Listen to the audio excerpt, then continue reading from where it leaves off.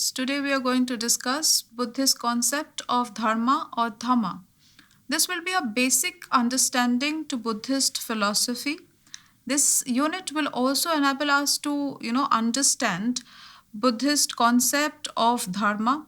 Dharma as we know in general, the concept of dharma as it is taught in Hinduism and practiced in Hinduism, and it will also discuss some of the important Buddhist texts of Digha Nikaya, which is also called the Long Discourses and Angana Sutta.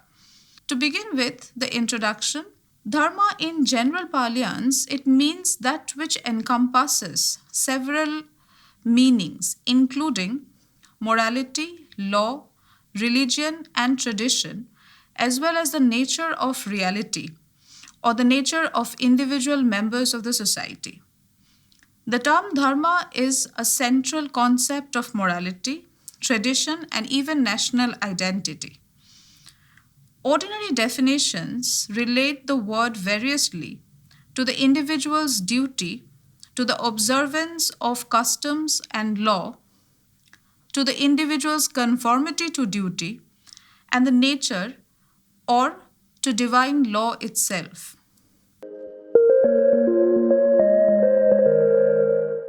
Now we will start our discussion on the basic Buddhist philosophy.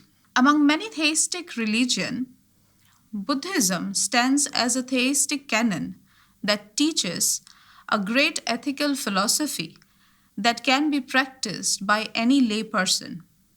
The main focus of Buddhism is to show the reality of beings, their environment and universe, and guide people to the ultimate happiness. Buddhist teaching can be categorized into two sections, such as the fundamental teachings, the Four Noble Truths, enlightened path, interdependent origination, causality, doctrine of karma and punarbhava, etc. Secondary teachings are Buddhist social philosophy, Buddhist environmental philosophy, Buddhist economic philosophy, Buddhist political philosophy, and the philosophy of history. The Buddhist sermons or discourses and teachings pointed toward the true nature of the universe, what is known within Buddhism as the Dhamma or the Dharma. He gave his first sermon on the outskirts of the city of Varanasi at the deer park called Sarnath, which presents an overview of suffering or dukkha and the way out of suffering. It is called the Four Noble Truths, which constitute the fundamental Buddhist teaching. Life involves suffering, dukkha. The main problem that the Buddha identified as the basic human condition is dukkha, a term that is often rendered in English as sufferings or unsatisfactoriness. The Buddha spoke of three types of sufferings. First, there is the ordinary suffering of mental and physical pain. Second, there is the suffering produced by change, the simple fact that all things, including happy feelings and blissful state, are impermanent, as is life itself. Third, there is suffering produced by the failure to recognize that no I stands alone, but everything and everyone, including what we call our self, is conditioned and interdependent. Suffering is caused by the desire or grasping. Buddha saw that the impulse to crave, desire, or clench something one does not have is the principal cause of suffering. There is a way out of suffering. According to the Dharma, it is possible to put an end to ego-centered desires, to put an end to dukkha, and thus attain freedom from the perpetual sense of unsatisfactoriness. The way is the Eightfold Path, also called the Noble Eightfold Path, to develop this freedom, one must practice habits of ethical conduct, thought, and meditation that enables one to move along the path. These 8 habits include right understanding, right intention, right speech, right action, right livelihood, right effort, right mindfulness, and right concentration. The fundamental teachings of Buddha are conducive to terminate the samsaric suffering and pave way for ultimate happiness. And the secondary teachings are mainly expounded for the welfare and happiness of secular life. The Buddha also explained political philosophy that is necessary for the appropriate political governance of a country. The sacred text in Theravada Buddhism in the Pali Canon, preserved in Pali language, it was written down from oral tradition onto palm leaves at the Fourth Buddhist Council, 1st century BCE in Sri Lanka. The Pali Canon contains 3 categories or pitakas, also called baskets. The Vinaya Pitaka, dealing with rules of monks and nuns. The Sutta Pitaka, discourses mostly ascribed to the Buddha, but some to disciples also. And the Abhidharma Pitaka deals with detailed explanation of the philosophy and psychology found in the suttas. Because of these 3 baskets, the Pali Canon is also known as the Tripitaka, 3 baskets. The Vinaya Pitaka deals with the rules of the Sangha. The Sutta Pitaka is a collection of tales and discourses of the Buddha. It is divided into 5 collection or Nikayas. The Digha Nikaya, which contains 34 long discourses. The Majjhima Nikaya contains 152 medium-length discourses. The Samyutta Nikaya, thousands of short discourses. The Anguttara Sutta Pitaka contains thousands of short discourses. Khuddaka Nikaya contains miscellaneous collection of proses and verses. The Abhidharma Pitaka literally means higher dhamma or dharma. It is a collection of texts which give a systematic philosophical description of the nature of mind, matter, and time.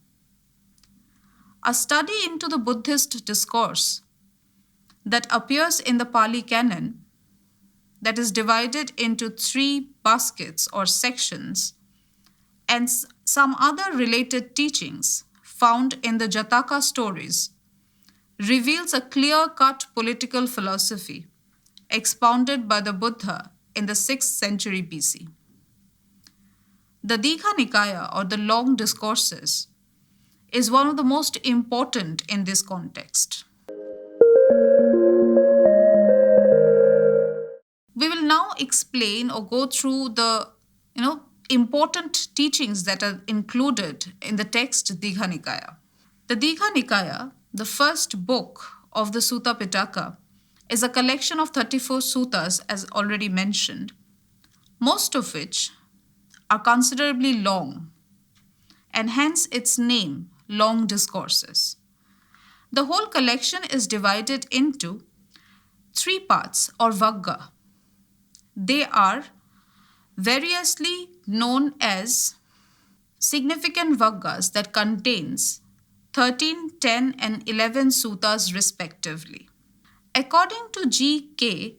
Vijayasekhara, the Digha Nikaya and its pursual reveals that unlike the other 4 divisions of the Sutta Pitaka, it on the whole abounds with material about Buddhism and that on Buddha himself. The Digha Nikaya could justifiably be called a mine of information about religious, social, economic, and political condition of India prior to and during the time of the Buddha. It also helps one to get an idea of the numerous forces the Buddha had to contend with, the prevalent social and religious views which he had to debunk, and the methods he had used to adopt in successfully propagating his teachings. Now we come to Agana Sutta, which is the 27th sutta of the Digha Nikaya collection.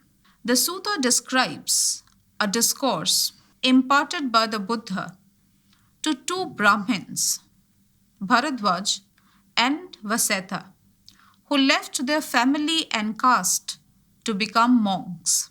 The two Brahmins are insulted and maligned by their own caste for their intention to become members of the Sangha. The Buddha explains that the caste and lineage cannot be compared to the achievement of morality, practice, and the Dharma, as anyone from any four castes can become a monk and reach the state of Arahant. Buddha explains about the beginning of the earth and the birth of social order and its structure, including the caste, and it is all there in the Agana Sutta. The Buddha emphasizes the message of universality in the Dharma and how the Dharma is the best thing of all.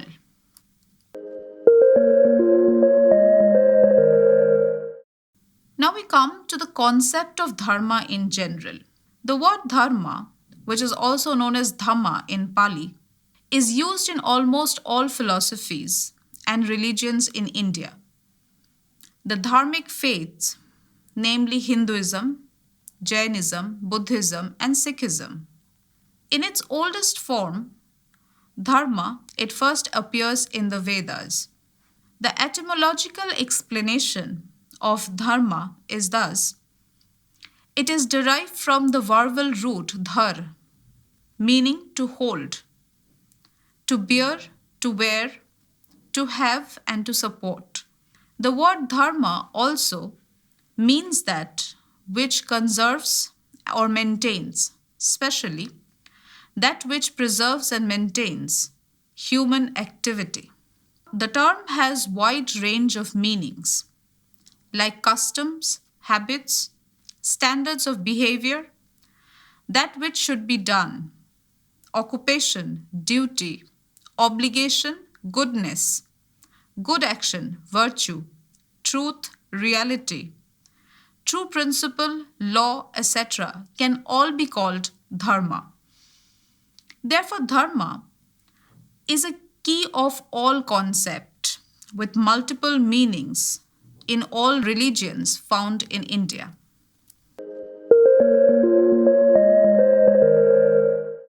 Now we come to the meaning of dharma in Hinduism.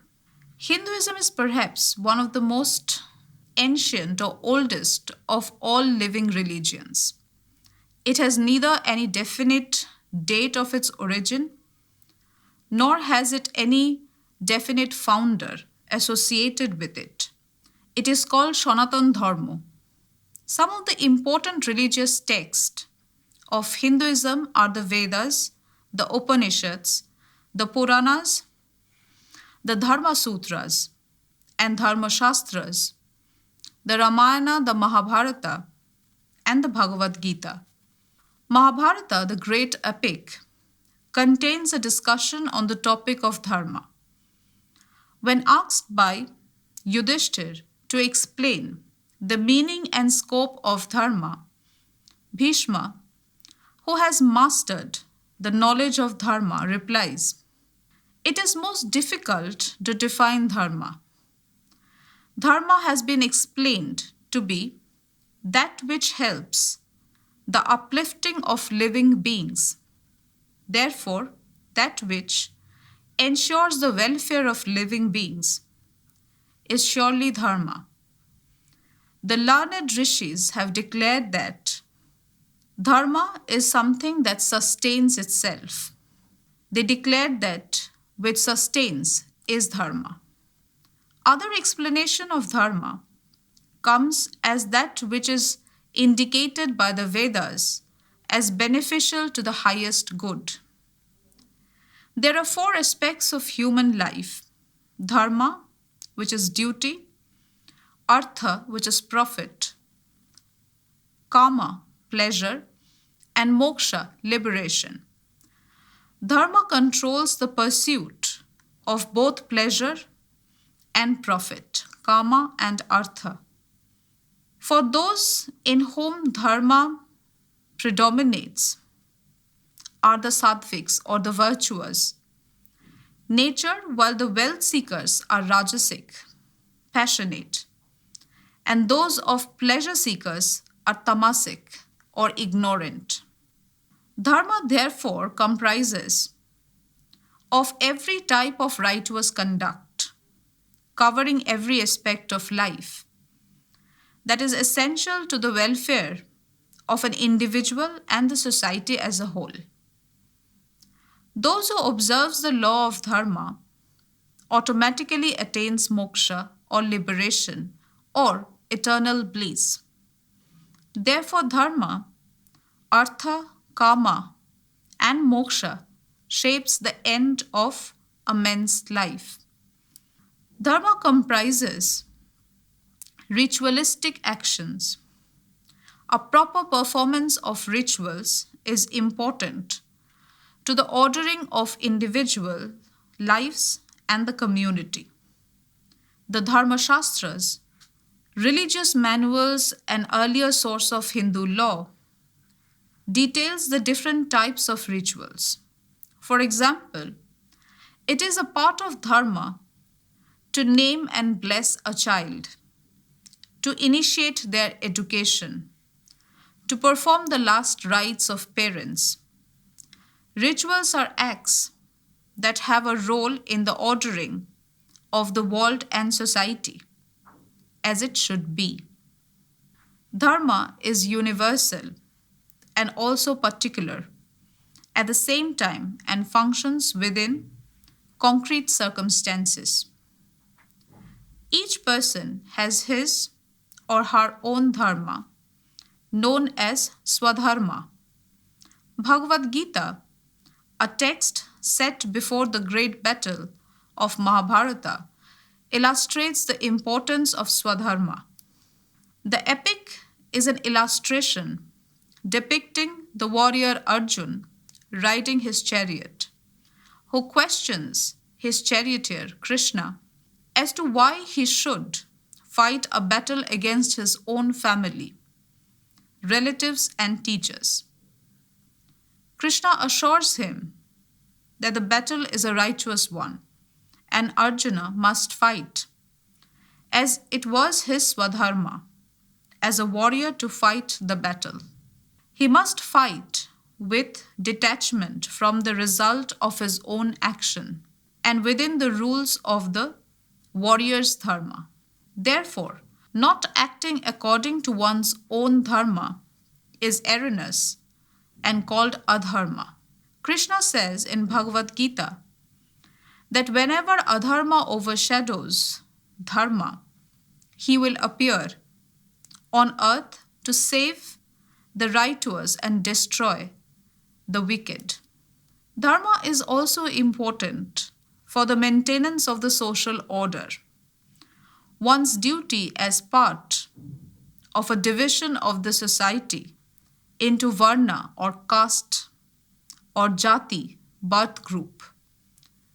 The Rig Veda defines 4 varnas that emerges from the part of the body of the divine being that created the universe. These include the Brahmins, who are the priests, the Kshatriyas, warriors, Vaishyas are the merchants, and Sudras the servants. Each of the Varna serves God's creation in their own capacities.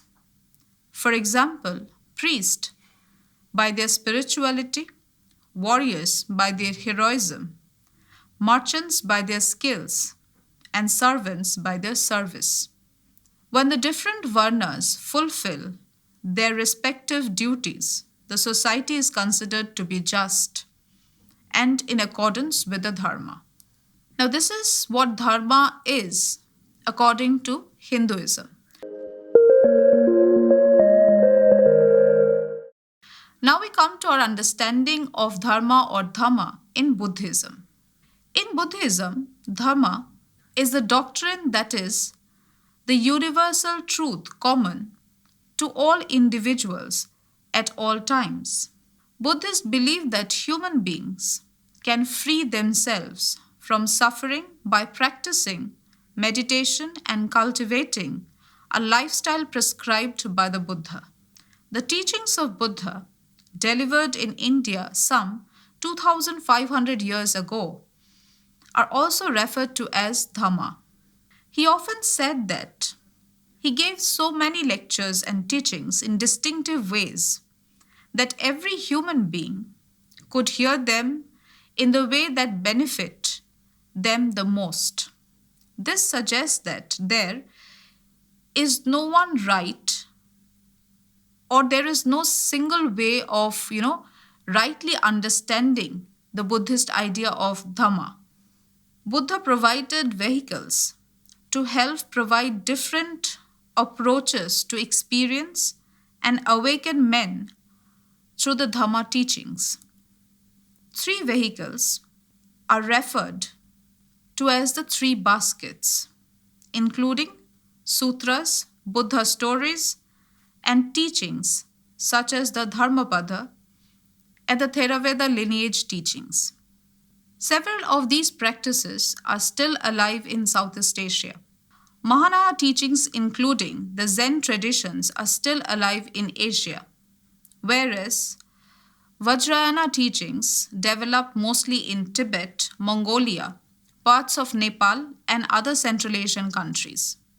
There is no hierarchy or competition between traditions and paths in Buddhism.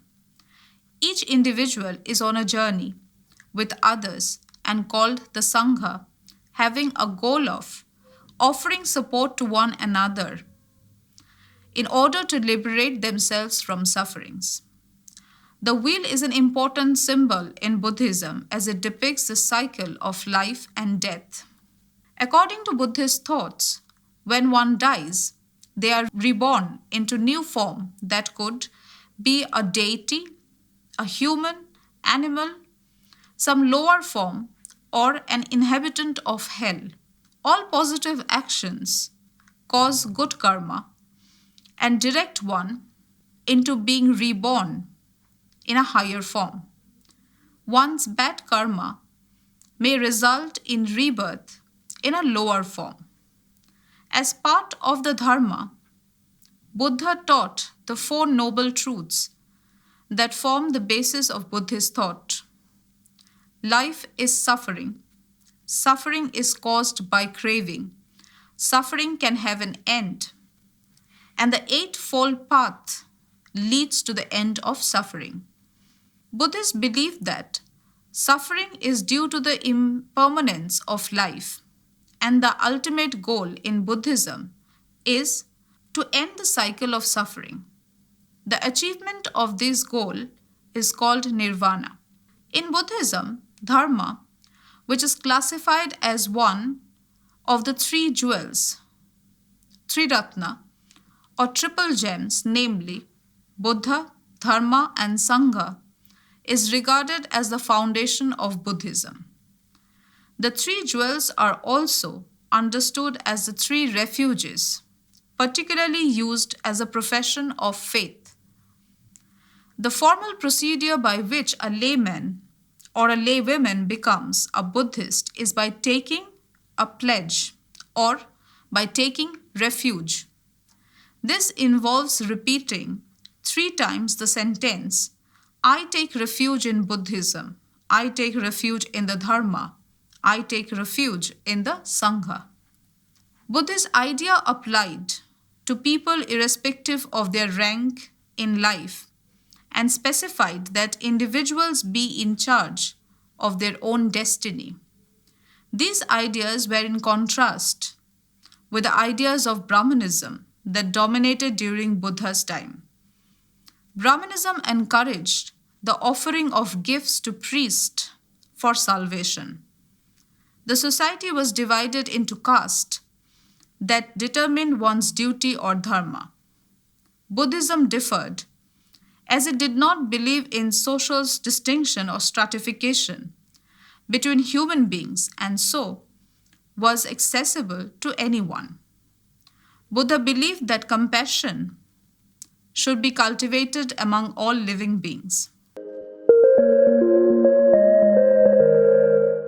Now we will discuss the various qualities of dharma. The Buddha has described 6 supreme qualities of the dharma. First is something that means well preached. Second means well visible. The third is something that means immediate or without delay.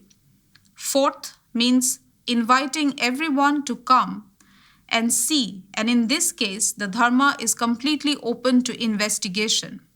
The fifth means conducive to lead to nirvana, and the sixth means experienced individually by the wisdom.